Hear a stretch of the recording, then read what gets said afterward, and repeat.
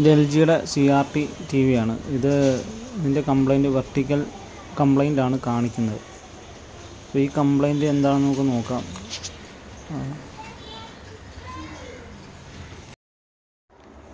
ഈ കാണുന്നതാണ് ഇതിൻ്റെ വെർട്ടിക്കൽ IC TDA 4863J. ഈ IC ആണ് ഇതിനകത്ത് വരുന്നത്. അപ്പോൾ ഈ കാണുന്ന IC ഇതിൻ്റെ താഴ്ഭാഗത്ത് നമുക്ക് നോക്കാം. നീക്കാലിലാണ് സപ്ലൈ വരുന്നത് 14 വോൾട്ട്.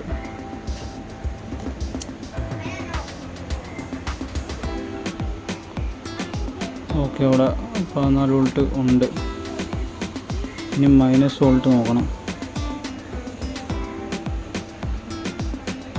മൈനസ് വോൾട്ട് ഈ പിന്നിലാണ് വരുന്നത്.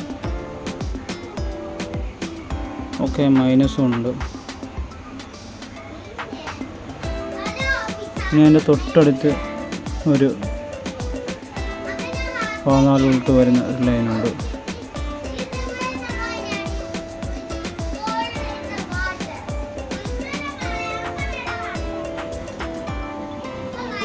ഇവിടെ അതായത് ഈ ഡയോഡ്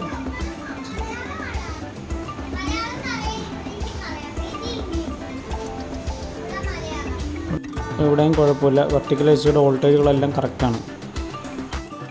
വെർട്ടിക്കൽ സപ്ലൈയും അതുപോലെ തന്നെ വെർട്ടിക്കൽ ICയും എല്ലാം ഓക്കെയാണ് ചെക്ക് ചെയ്തിട്ട്. പക്ഷേ ഈ സിസ്റ്റം ICയിൽ നിന്ന് ഇതിൻ്റെ ഔട്ട്പുട്ട് വരുന്നില്ല വെർട്ടിക്കലിൻ്റെ.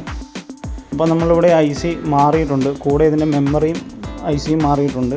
അപ്പോൾ ഇത് ഒരു ലൈറ്റ്നിങ്ങിൽ പോയതാണ്, ഇടിവെട്ടി കംപ്ലൈൻ്റ് ആയതാണ്. അപ്പോൾ ഈ ICയിൽ നിന്ന് വെർട്ടിക്കൽ ഔട്ട്പുട്ട് വെർട്ടിക്കൽ ICയുടെ ഇൻപുട്ടിലേക്ക് ചെല്ലുന്നില്ല. അപ്പോൾ നമ്മളിവിടെ IC എല്ലാം ഇട്ട് കഴിഞ്ഞിട്ടുണ്ട്. നമുക്ക് കിറ്റ് ഓണാക്കി നോക്കാം.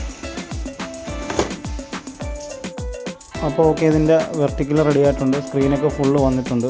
അപ്പോൾ നമ്മൾ CRT TVയിൽ നമ്മൾ ക്യാമറ കൊണ്ട് നമ്മൾ ഷൂട്ട് ചെയ്യുമ്പോൾ ഒരു ഫ്ലിക്കറിങ് പോലെ ഫീൽ ചെയ്യും. അപ്പോൾ ഇത് TV റെഡി ആയിട്ടുണ്ട്. ഓക്കെ.